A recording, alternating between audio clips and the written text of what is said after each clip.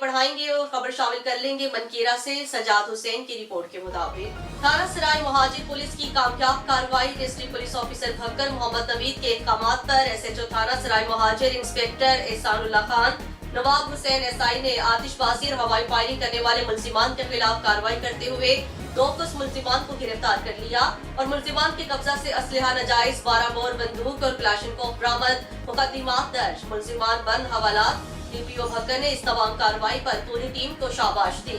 किसी थाने की हदूद में हवाई फायरिंग, आतिशबाजी करने वालों को आहनी हाथों से निपटा जाएगा। ऐसा काम करने वाले किसी राय के मुस्तहिक नहीं है।